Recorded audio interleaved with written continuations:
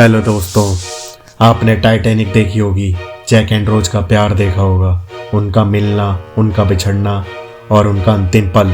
लेकिन आज हम एक नया सच खोलने जा रहे हैं, एक ऐसा सच जिसे सिर्फ थोड़े लोग ही वाकिफ़ हैं। जैक एंड रोज नहीं, आज हम बात करेंगे उन सच्चे प्यार की कहानियों की जो टाइटैनिक पर वाकई हुई थी।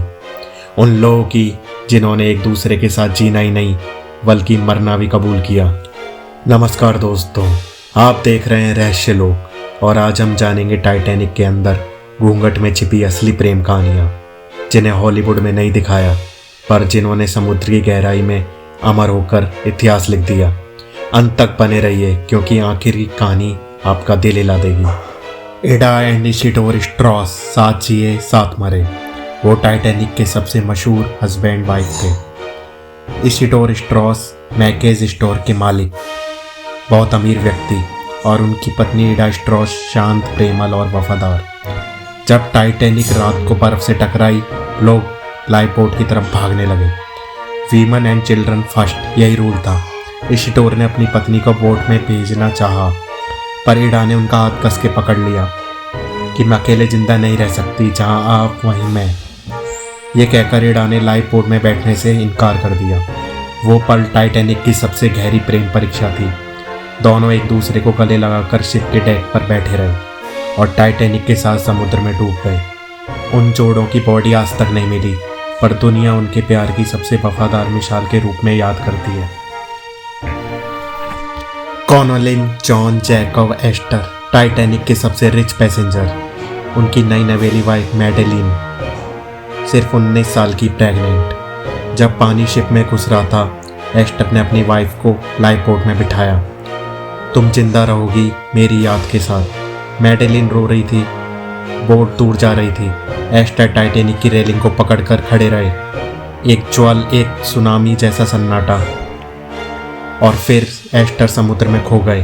उनकी बॉडी बाद में मिली, जेब में पैसा, सोने की घड़ी, लेकिन प्रेम जो उन्होंने छोड़ दिया था वो सबसे कीमती था।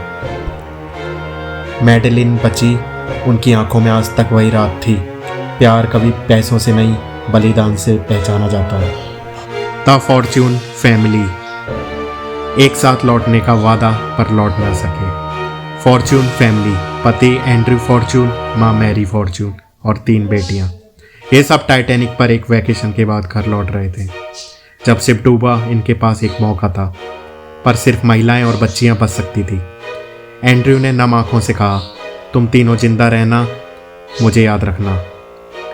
मैरी पतिदेव को छोड़ना नहीं चाहती थी। टाइटैनिक के बालकनी पे खड़ी होकर आंखों में आंसू, लेकिन माँ होने के नाते वो बेटियों के साथ लाइफ बोट में बैठी। एंड्रयू लौट कर नहीं आए। मैरी और बेटियों की आंखें आज भी वो रात याद करके भर आती हैं। टाइटैनिक ने उनका घर नहीं, पूरा संसार छीन लिया। आर्चिबाल्ड एंड एलेनोर वाइडनर, अंतिम डांस, अंतिम अलविदा। वाइडनर कपल टाइटैनिक के ग्रैंड वॉल में डांस कर रहे थे। खुशी, संगीत, चमक सब साथ। फिर एक झटका, एक थरथराहट, और टाइटैनिक की किस्मत बदल गई। आर्चिबाल्ड ने एलेनोर को रो रो कर भेजा, तुम्हारी जान सबसे ज़्यादा ज़रूरी है। एलेनोर बच गई, पर जब टाइटैनिक समुद्र में गायब हुई, एलेनोर के पैर थरथरा रहे थे। जिस आदमी ने उनका हाथ पकड़कर डांस करना सिखाया, वो हमेशा के लिए बिछड़ गया। आज हमने जाना टाइटैनिक फिल्म का प्यार कलाकार का ख्याल था, और टाइटैनिक के समुद्र में असली प्यार भी डूबा था। वो प्यार जिसमें डायलॉग नहीं थे, ना कैमरा, सिर्फ दिल और बलिदान था। जैक एंड रोज एक खूबसूरत कहानी थी, पर ये लोग, ये कहानियाँ असली थी।